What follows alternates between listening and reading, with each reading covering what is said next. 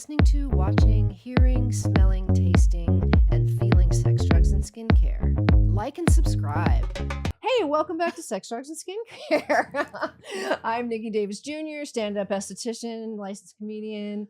I've been doing skincare. Did you say licensed comedian? Yeah, you didn't get that the first time? I didn't get it the first time. Yeah, because I'm a stand-up esthetician. That's so smooth. That's how professional you are. I missed it exactly. because you were saying like stand-up esthetician. You know what I mean? No. Yeah.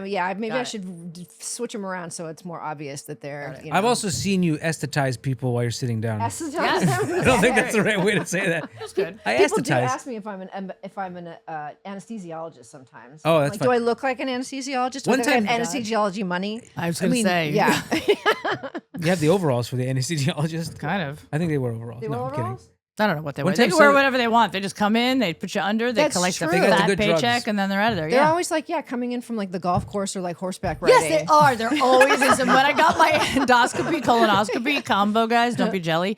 My esthetician did just literally come in from the golf. He had just I'm a not polo shirt kidding. on. He's like, "Hey," she's like, "You're about to feel really good." I was like, "You're my favorite person in this room." Yeah. I had a colonoscopy, did the same thing. When I woke up, the lady she goes, what did she say? She goes, "Oh, your colon, it looks much younger than you are." She goes, "Oh, you're really, 50, whatever right. it was." Yeah, I was like, "Oh, I just Wow. have a young looking bottle." Appreciate that. Thank you. Do you know when the first time I got my colonoscopy, because colon cancer runs in my family, humble brag. So I got it young, like 45. Like now I think that they'll do it at 45. But okay. yeah, so Before this- it was yeah. like in the 50s or something. So, but because I had a family history, anyway, my doctor, he's amazing. Dr. Mark Davidson, amazing guys. I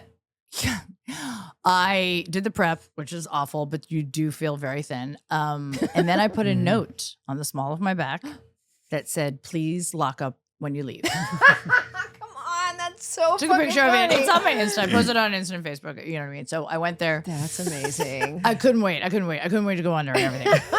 So the second I come out, I'm like, groggy, but I've got, as a comedian, the only thing I think about is like, how much did that Yeah. joke kill? Did Yeah, that joke yeah, kill? totally. Did it kill? Did I get a standing out? Is it like, a couple applause break, anything? And my doctor came in and I looked at him and I smiled. I go, "Huh?" And he goes, "Clever." He goes, "Not the best one I've seen though." I go, "What? What are you talking about? People What, leave notes. did Nate Bargatze come in before me? Like, what are you talking about? I'm not the best. And he goes, "No, there was a man that came in one time and he also had a note on his back and it said, 'My wife wants to know if my head is up there.'" Oh my god. I go, "That's good. That All is- right. Yeah, yeah, he you gotta gets give it. credit He when gets credit's it. I due. mean, I'm the second best one. That This is pretty clever. good. Yeah, that's extremely clever. Yeah, anyway. I think you should just have that tattooed on your lower back. Please Honestly, lock up when you're done. Please lock up before you leave. I want to get back to talking Yeah. about hormones, but before I just wanted to say how fucking weird it is. When I had my colonoscopy, I was thinking about this. All of us, all the patients, we're out, right? So we're just like, cold. like that. But we're on our sides with our buttholes Mm-hmm. exposed, and they're just wheeling you around. Like everybody's just completely unconscious with your butthole. Wait, no, you're in one spot. They're not like No, moving you. they took me and they wheeled me out and they took me down somewhere else. Oh, and then they when brought you were me done. back. Yeah, Oh, yeah, when yeah. you're done, like in recovery. Yeah, so like there's a whole bunch of people who are just completely unconscious with their butts exposed. Well, Just no, like, when you're done, they close your butt up. yeah, but still, like I don't know. I just thought it was. Oh, you mean like it's a very vulnerable position? Oh to- yeah, well, yeah. yeah. I mean, Yeah. you're out cold. I mean, that is maybe the best 10 seconds. I was literally going It to say is the that. best 10 seconds. Life made sense at that moment. I get it. I get why people are addicted to fentanyl, about all of that stuff. It is the best feeling you can have. And for like 10, and then you are just, it's like you're so out. They're like count from 10 down, and I was like 10. Oh, 8. that's you go. You know, I don't even know if I goodbye. got through Yeah. 10. So the last time I actually did the double. I did the endoscopy and colonoscopy. Meet in the middle. Wait, which one's endoscopy? Down your throat, esophagus. Oh, to get from the other down side. because of like GERD. I also have GERD, so I had already done an endoscopy once before, so he wanted to like just double check and make sure everything was good there, which is fine. Yeah. Both sides. It's interesting. This isn't funny by any means, but it's something that people should definitely talk to your doctor and do these things. My brother a year ago died from esophageal cancer. Oh, I'm sorry. And he had a 12-inch tumor in his esophagus and had no idea until it had spread to every organ. So from 1 week when he went into the hospital, he went to the hospital on a Sunday and died the following Sunday. They found a 12-inch tumor in his esophagus. That's a How foot. is that even Because it was very flat. Oh. And he had never had he might have had an endoscopy like years prior when he had gotten sick earlier, but from something else, but he hadn't in a long time. And I went back to my doctor after that because when you lose a sibling or somebody your age, it kind of shakes your mortality. And I was, a wreck, obviously, but I went back to my GI doctor who had just 2 years prior done the endoscopy, colonoscopy, and I was just crying. I was like, but we have to do it again. Like, I don't know what's growing in there. Because you come out of those procedures and they're like, see you in 5 years. And you're like, what the fuck? What if something starts 5 years, growing? yeah. 5 years seems like a really long time. It does. For a 12-inch tuber to grow. So I know it is a slow growing cancer and there would be like polyps, but I'm like, why not just do it every year? Yeah. Why not just do it every year? Yeah. Like nowadays, especially with cancer rates just being higher, why wouldn't you, especially colon cancer for younger people, why wouldn't you just every year? Like, just make it a thing. I know, I got to go back. I just don't feel like it. My doctor was really great though, because he sat with me. He knew that I was grieving, but he also showed me like the results from 2 years prior. He's like, there's nothing suspicious here unless you have new symptoms. I think this is grief talking. Okay. And then he was like, but sit with it, feel, think about it. If this is something that you cannot get out of your head, we can do we'll do it again. Yeah. We'll do it again, whatever you want. Yeah. But he was right. I obviously a few months later, I was like, okay, I think I'm okay. But it's scary because you don't know what's growing. You don't know what is going on in your body. No, nothing. You don't know. Yeah. How could you? And right. Unless you have symptoms, and usually when it's at that, like, unless it's like really debilitating symptoms, because we power through so much. Yeah. Like menopause. I don't know. I don't understand how women, like my mom, how she did it without HRT. And I know some women that can't do HRT and for whatever reason, and some women that haven't done it yet and they're just suffering. I just don't know. I don't know how they do it. Because my mom did HRT before she got her period before she lost her period because she didn't want to go through menopause. Right. But that actually, she was on double patches. Holy shit. Then she got breast cancer. Oh, but she was on double patches. So she was like doctor shopping for estrogen. Yeah. That's crazy. Yes. So mom, if you're watching, which I know you don't, my apologies, but that's just. If you're listening and not watching, Nikki said her mother doesn't watch this. So. Yeah. So tell me, like, okay, so, what was I gonna say? Oh, so tell me what. So you stop getting your period. And then what do you here's the notice? thing. Like, I don't even know if my period was done. We're not actually sure, because once I went on the pill, the low estrogen. Yeah. My period was like non-existent, which happens on that. And especially from someone who normally has light periods anyway. Right.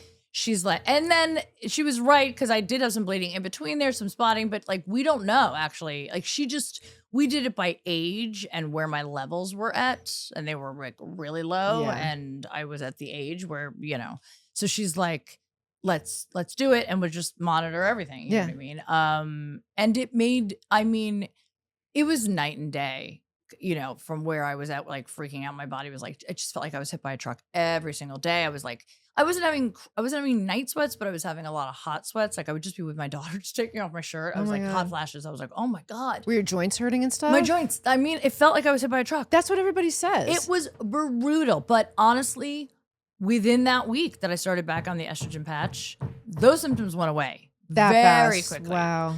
The hot flashes started coming back maybe a month into HRT, and I called my doctor, and she's like, we need to up it. They start you with the lowest possible so that you can just build. Yeah. And again, like I said, now I've been at this level for a year, and I think we're good. It might change, but my doctor, what I was saying is she doesn't really, she doesn't do the testosterone. She said, I was just going to ask you about that. She said, if something that I do want, there are other doctors in her practice, but she, to her, that's not her like expertise, and she doesn't want it. So what are the benefits that you found from it? Honestly, I haven't noticed much of a difference other than when I started doing the testosterone. I did start listening to Van Halen a lot. All the time, right? I'm not even kidding. Like, haven't I started to listen to like Rage Against the Machine, and like, it's like I'm getting in touch with my anger. I love it. But I'm not like walking around pissed off. But why did you go on testosterone?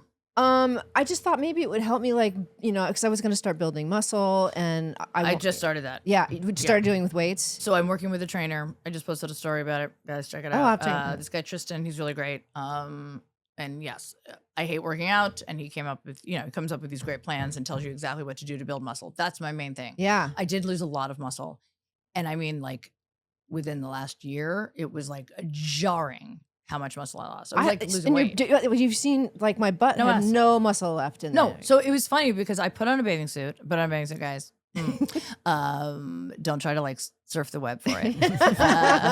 So I put on a bathing suit and I got one of those cute little booty boy, like surfer type of like zip up. It was really cute. Yeah. And I turned around just to look at the back, and they're like little booty boy shorts. And my ass that used to be a solid was a liquid. It was like, I just saw it like hanging. It was just was hanging out. Yeah, it was just like gaseous. That. It was like, I was like trying to pick it up. I was like, and then that day, Tristan reached out to me on Instagram and I was like, wow, that's crazy. Yeah, I want to build muscle. Mm-hmm. I don't need to, it's not so much I need to lose weight, but I need to get my legs back because I've always been really muscular. And it was really sad to like watch my legs sort of deteriorate. And yeah, I mean, my ass is definitely, I should really get a tape measure. I do want to, but I'll tell you right now, that bathing suit, my ass is no longer hanging out of. It's only been 6 weeks. And he's heavily concentrating on my butt, my glutes, my thighs, and my arms because I've never really had very muscular arms and I really want to. Today in the gym, I felt really powerful for the first time, like ever, I think, because he has you slowly increase weights. Yeah. And I was like, oh my God, I can't believe I'm doing this much weight right now. Wow. So it's definitely working. How much protein have you eating? I mean, he wants me to eat a lot more than I am. And normally I am a high protein, low carb person. Yeah. But my appetite has changed on HRT. I definitely have noticed that was the biggest thing. I don't know if you had this. I called my doctor. So I went on HRT and it was, I'm not saying this, and I think some people are going to be like, fuck you, Jodi. But I lost all of my appetite. So I actually dropped weight. And I know some people gain weight on HRT. Yeah. I think I had somebody on my podcast that was talking about, she's like an expert in that. She was talking about how 50% lose, 50% gain. And I definitely was losing it. But I was losing it because my metabolism was speeding back up again. And also everything I used to love, I had no appetite. The only thing I actually wanted was bread, like pretzels, rolls, pizza, crust, just not even. And it was weird. And I called my doctor up and I go, I'm glad because I dropped, I think like 9 pounds within the first like 3 months. That's a lot. But I had gained some weight before. So it was like, I felt good, but I called her up. I go, I'm a little concerned because I don't have an appetite for anything. In fact, food is kind of gross to me right now. Oh. And I love food. I don't want to not eat. And she's like, I think it's just going to take time for your body to get used to the hormones again. It's kind of like when you're pregnant, you crave certain things and get like nauseous at the thought of other things. It's exactly what it was like. So. Oh, interesting. Did you have any of that? No, nothing. I don't feel like any really difference. I've been on it for 2 months approximately. And I've only been working out for 2 weeks with weights. So, I mean, it's going to take a little while. But I did notice what you were talking about with the butt. And we had a conversation about it because it was like one day I looked and it was just like my butt was just like tired. Yeah, I joke about it. My thas, my butt has become my thigh, my ass have become a thas. What? It's called a thas. Oh, a thas. Yes. Oh my God. It's like my butt lays like, it was one day it was like I'm laying exhausted, down. and my thigh was like, well, you can rest here. Like he's like, don't go anywhere. But that happened to me over the pandemic, and like the pandemic sealed its fate because I was sitting on my ass for so long. So true. That my body was like, yes, we are now one. We are one limb, just like this.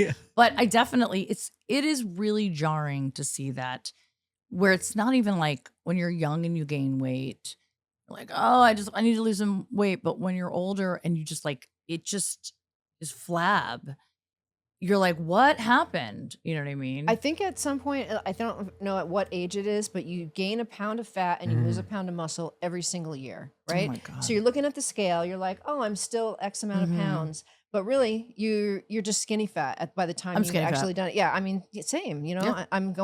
That's what I'm working against now. I'm just fat. You're just fat. I'm just fat. FF. I'm FF. F squared. Yeah.